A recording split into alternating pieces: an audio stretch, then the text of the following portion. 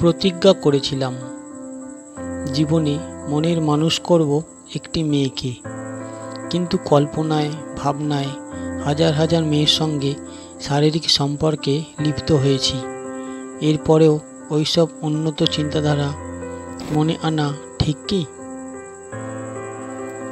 প্রতিজ্ঞা করেছিলাম পারলে জীবন দিয়ে হোক ধর্ষণের বিরুদ্ধে লড়ব, ধর্ষকের কঠোর সাজার ব্যবস্থা করব, দেশ থেকে ধর্ষণ একেবারে তুলে দেব।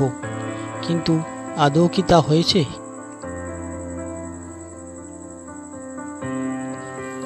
দেশের আনাচে কানাচে কত ধর্ষণ হয় দৈনিক, সব খবর কি খবরে আসে?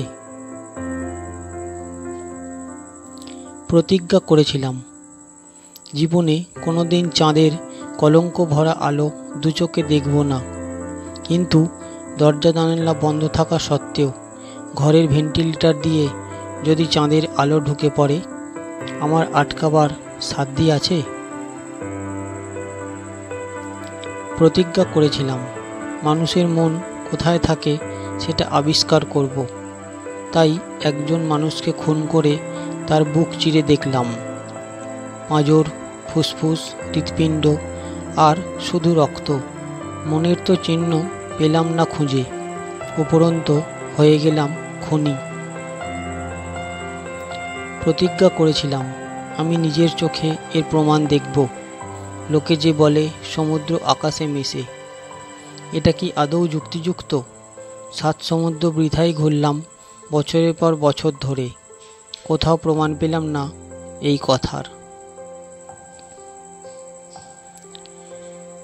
প্রতিজ্ঞা করেছিলাম এই ব্যর্থ জীবন শেষ করে দেব কালবৈশাখীর মুখে পড়ে, ও যেন আমায় উড়িয়ে নিয়ে যায়।